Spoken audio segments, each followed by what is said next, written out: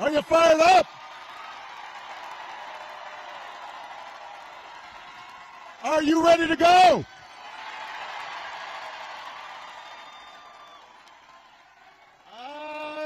It is good. It is good to be back in Pennsylvania.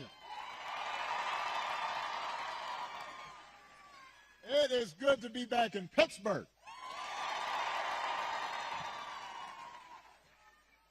I love Pittsburgh. You know, I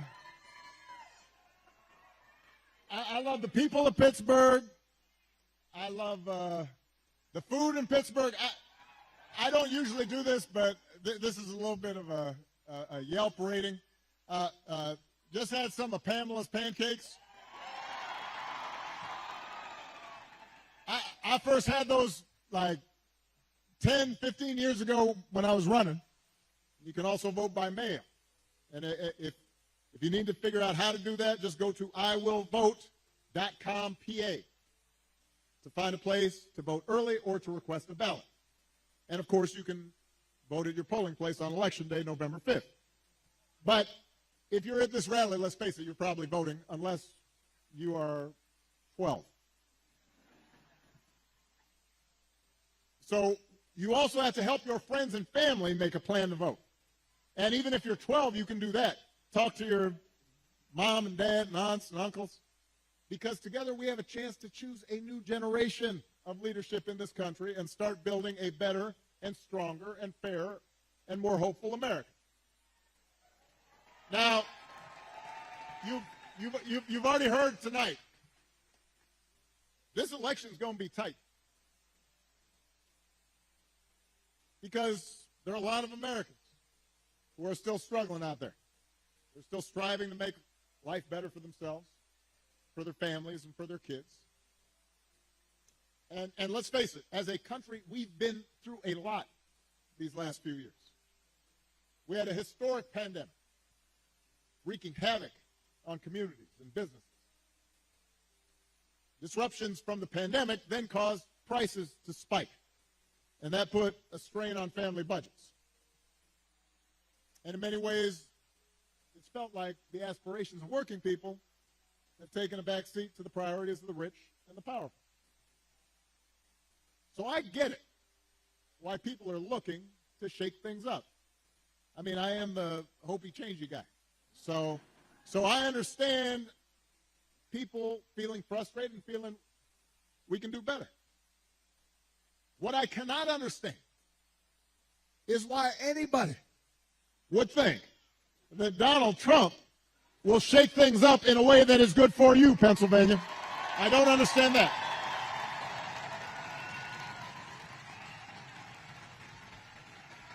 Because there is absolutely no evidence that this man thinks about anybody but himself. I've said it before. Donald Trump is a 78-year-old billionaire who has not stopped whining about his problems since he rode down his golden escalator 9 years ago. You've got the tweets in all caps, the ranting and the raving about crazy conspiracy theories. Got the 2-hour speeches, word salad, just, it's like Fidel Castro, just on and on. Constant attempts to sell you stuff. Who does that? Selling you gold sneakers and a $100,000 watch and most recently a Trump Bible. He wants you to buy the Word of God, Donald Trump edition. Got his name right there next to Matthew and Luke. I mean, you could not make this stuff up. If you saw it on Saturday Night Live, you'd say, well, no, that's going too far. No, he's doing that. It's crazy. And the reason he does it is because all he cares about is his ego and his money and his status. He's not thinking about you. Donald Trump sees power as nothing more than a means to an end. He wants the middle class to pay the price for another huge tax cut that would mostly help him and his country club buddies. Doesn't care if he costs more women their reproductive freedoms because they won't make a difference in his life. Do not boo. Vote.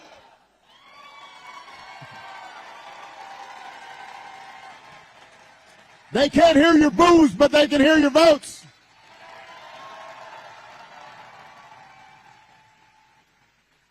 Most of all, Donald Trump wants us to think that this country is hopelessly divided between us and them, between the quote-unquote real Americans who support him and the outsiders who don't. Because having people divided and angry, he figures boosts his chances of being elected. And he doesn't care who gets hurt. Think about it. Just the other day, we learned that on January 6th, a couple years ago, Donald Trump was told that Mike Pence was in the Capitol about 40 feet from an angry mob chanting, "Hang Mike Pence." And his response was, quote, "So what? Don't boo." If Donald Trump does not care that a mob might attack his own vice president, do you think he cares about you? Pennsylvania, we do not need 4 more years of that. We don't need 4 more years of arrogance and bumbling and bluster and division. America's ready to turn the page. We are ready for a better story, one that helps us work together instead of turning against each other. Now, Donald Trump's plan is to do what he did last time, which was give another massive tax cut to billionaires and big corporations. And then, don't boo. I'm going to break you of this habit. And the reason some people think, well, I don't know, I remember that economy when he first came in being pretty good. Yeah, it was pretty good because it was my economy.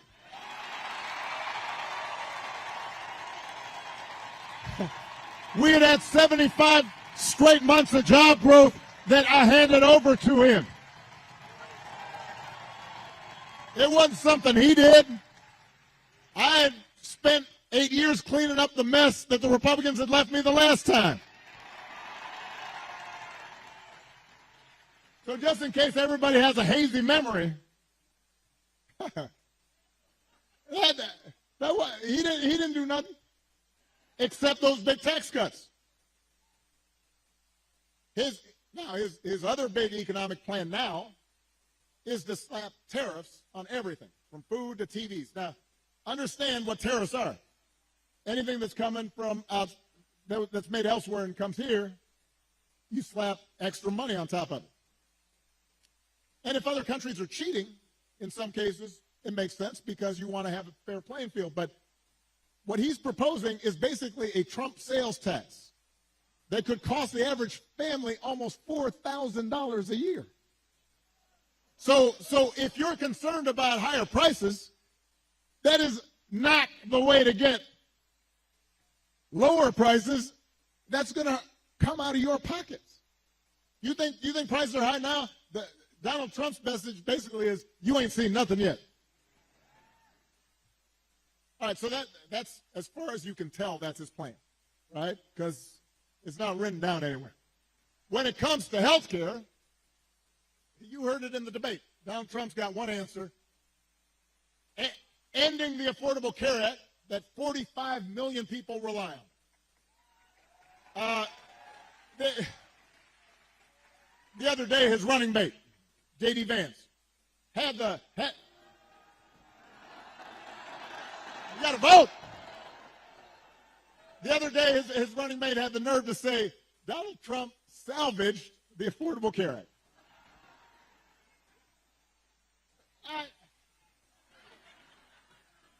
I mean, Donald Trump spent his entire presidency trying to tear it down. And by the way, he couldn't even do that right. And now, 8 years after he was elected, when he was asked about what he was going to do, he says he's got concepts of a plan for how he'd replace it. Now, I want you all to think about this for a second. Let's say your boss gives you an assignment, a project. He says, I need this on Friday. And Friday comes around and he says, so, did you finish that project I asked for? And you say, well, I actually haven't started, but I have a concept of a plan. Or you could try it at home. Honey, did you do the dishes? I have a concept of a plan to do the dishes. How's that going to go over? If it wouldn't work for you, why in the heck should it work for the President of the United States? But the good news is, Kamala Harris, she doesn't have concepts for a plan. She has an actual plan to make your life better.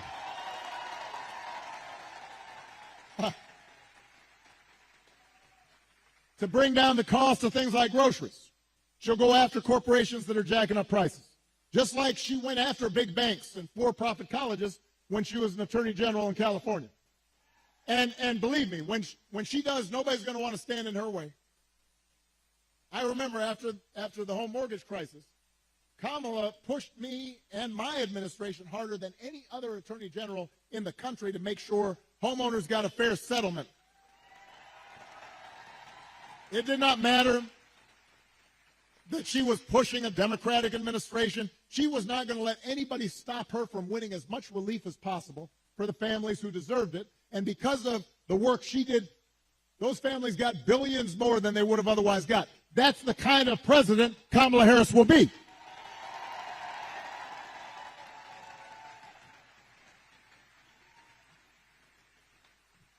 To lower housing costs, Kamala will cut red tape and work with governors like Josh Shapiro, as well as the private sector, to build 3 million new homes. And she'll give first-time home buyers up to $25,000 to help with the down payment. Plans, concrete plans.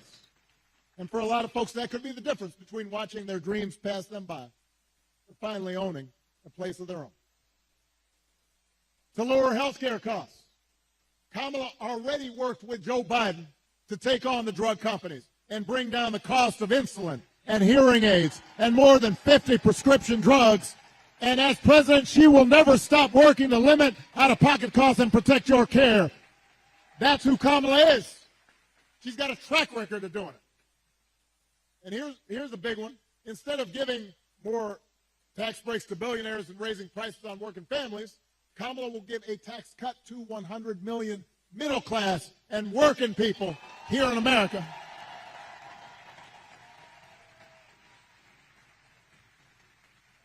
So, if you're a new parent, you could qualify for a $6,000 tax credit during the first year of your child's life. Because I don't have to tell a lot of you, raising kids is hard. And she wants to make it easier to afford stuff like a crib or a car seat or diapers. I remember buying diapers. I remember the first time I went in the store right after Malia was born. I was like, what? That's how much diapers cost? I remember changing diapers. You think Donald Trump ever changed the diaper?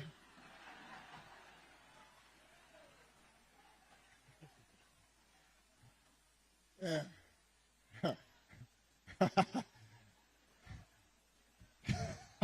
I almost said that, but I decided I shouldn't say it.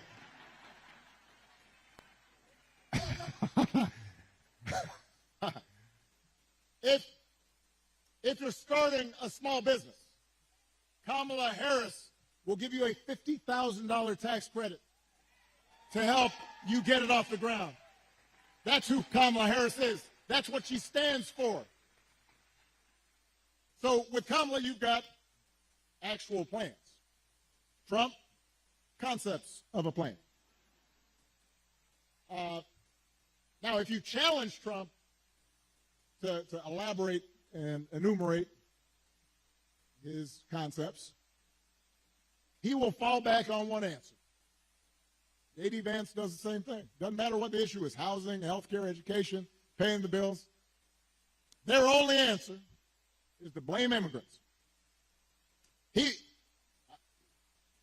want you to believe that if you let Donald Trump round up whoever he wants, by the way, and ship them out, all your problems will be solved. Now, we've got real issues at the border. We are a nation of laws and a nation of immigrants. We have to make sure it's fair. There are communities at the border that can be overrun. We've got to actually solve a problem. But when I hear Donald Trump talking, I've got one question. As I recall, Donald Trump was president for 4 years. And if rounding up and deporting millions of desperate people and building the beautiful wall, and didn't matter whether some of those folks you rounded up were women and children, if that's the answer to everything, well, why didn't you solve the problem? Why were the number of immigrants basically the same when you left office as when you took office? I'll tell you why. Because he didn't have a real plan. He had talking points. He had concepts of a plan. And the plan was mean and ugly. And it was designed to enhance his politics and make people angry, not to solve the problem. You know what would actually help bring order to the border and fix our immigration system? The bipartisan deal that Kamala Harris supported, even though it was written by one of the most conservative Republicans in Congress, the same bill that Donald Trump tanked on purpose because he thinks fear-mongering is how he's going to win this election. He told Republicans, even the ones who had originally supported, don't vote for it, because he doesn't want the problem solved. We don't need a president who will make problems worse just to make his own political circumstances better. We need a president who actually cares about solving problems and making your life better, and that's what Kamala Harris will do.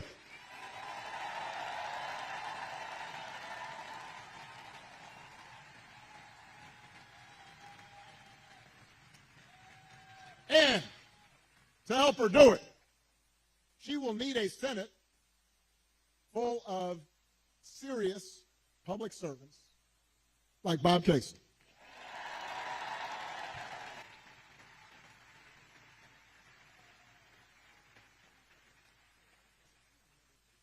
And real freedom also means that we're going to disagree on how each of us should live our lives. And we have to respect other people's views on these issues. You know, I've always said there are good people of conscience on both sides of the abortion divide. I respect anyone whose faith tells them that it isn't something they support. But if we believe in freedom, then we should at least agree that such a deeply personal decision should be made by the woman whose body is involved and not by politicians.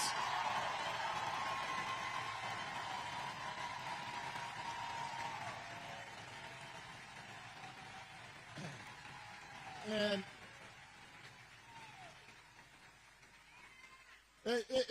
it has been fascinating to watch Donald Trump just tie himself into a pretzel on this issue. I mean, when he ran for president the first time, he said he would support punishing women who got an abortion. That's what he said. Thank you. Now, well, a couple weeks ago, what did he say? He said, "Don't worry, women, I'll be your protector. I'll tell you how he protected you." He handpicked 3 of the Supreme Court justices who overturned Roe versus Wade. Went out there and bragged about it. And now there are Trump abortion bans in 20 states, many of them with no exception for rape or incest. And when he's asked about it, he says, well, everybody wanted it this way. Really? He thinks women want to have to drive hundreds of miles to find a doctor who can help them? Does he think doctors want to choose between letting a woman die or going to jail for giving her the life-saving care that she needs? That is not something people chose. Now, Donald Trump may be confused about that issue. But let's not be confused. Let's be clear about what's at stake here. If you send Bob Casey back to the Senate, he'll vote to restore reproductive freedom that women had for nearly 50 years. And if Congress passes that bill, Kamala Harris will sign it into law.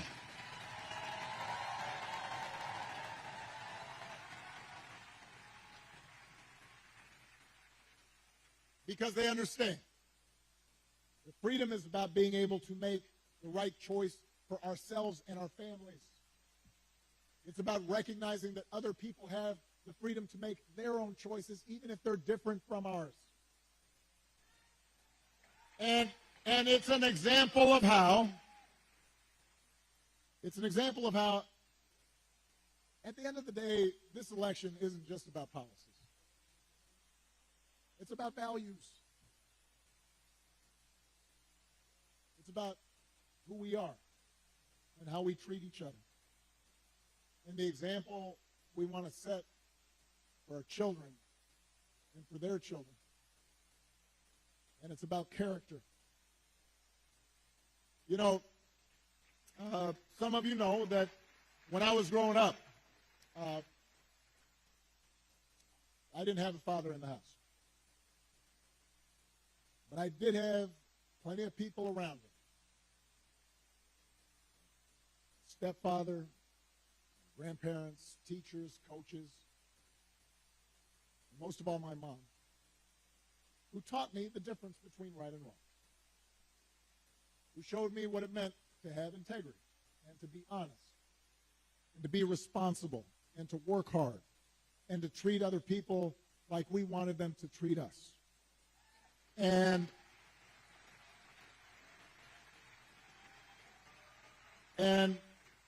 I had a bunch of role models out there who helped raise me to become a man, and I made mistakes, and sometimes I didn't live up to those values that had been taught the way I should have, and I was checked and I was corrected, and I internalized those values, and I tried to live up to them.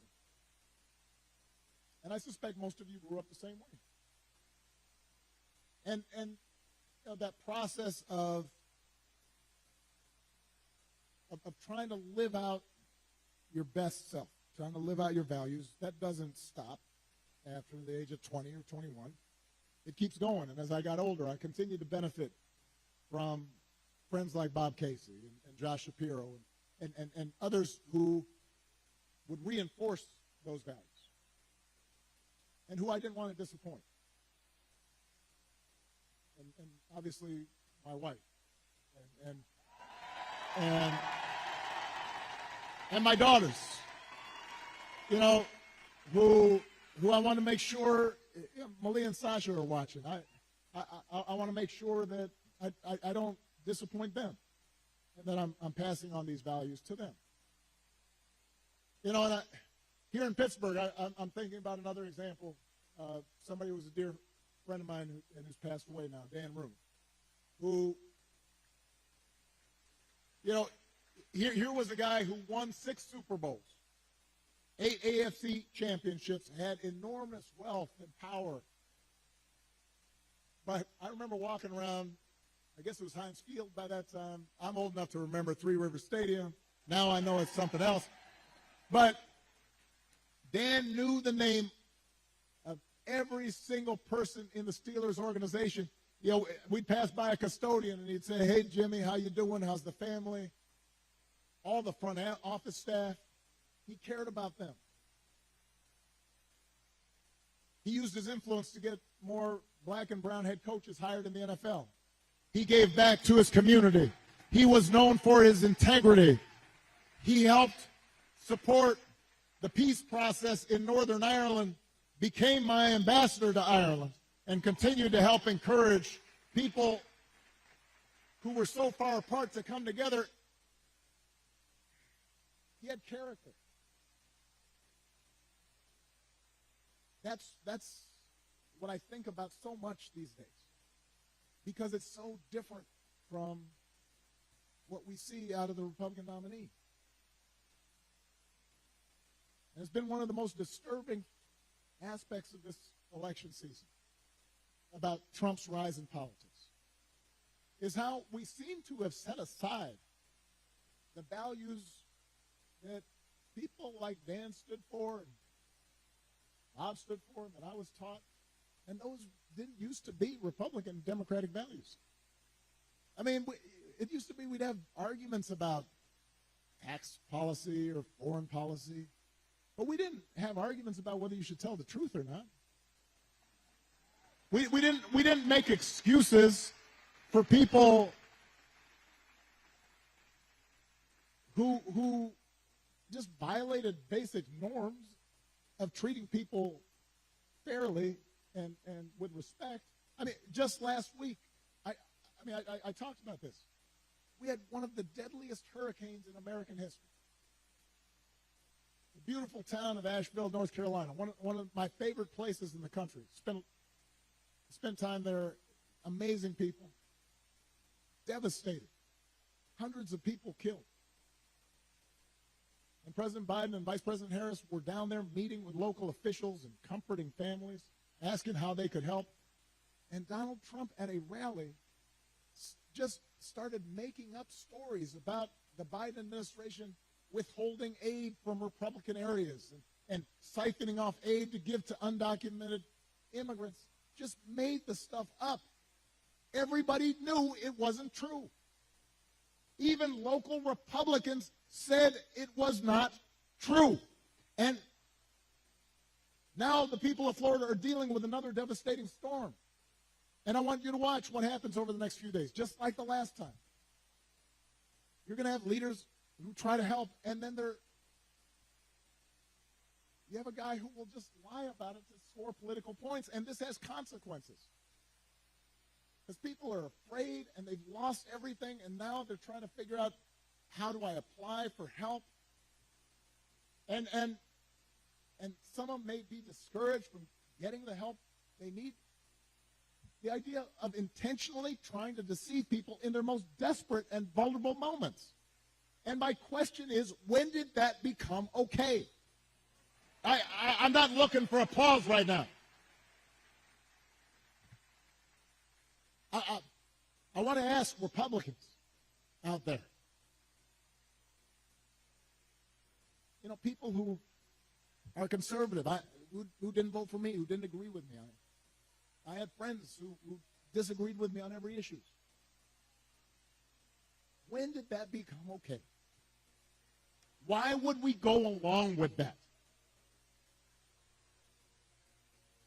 I mean, if your coworkers acted like that, they wouldn't be your coworkers very long. If you're in business and somebody you're doing business with just outright lies and manipulates, you stop doing business with them.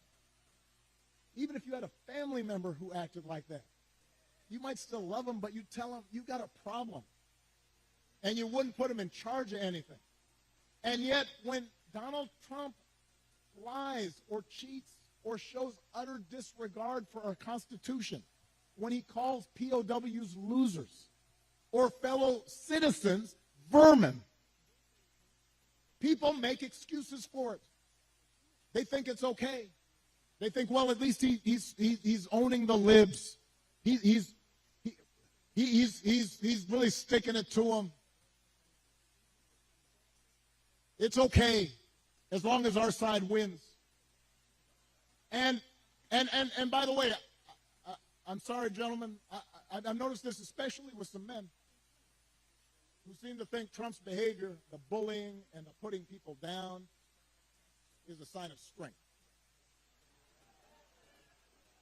And I am here to tell you that is not what real strength is. It never has been. Real strength is about working hard and carrying a heavy load without complaining. Real strength is about taking responsibility for your actions and telling the truth even when it's inconvenient. Real strength is about helping people who need it and standing up for those who can't always stand up for themselves. That is what we should want for our daughters and for our sons, and that is what I want to see in a president of the United States of America.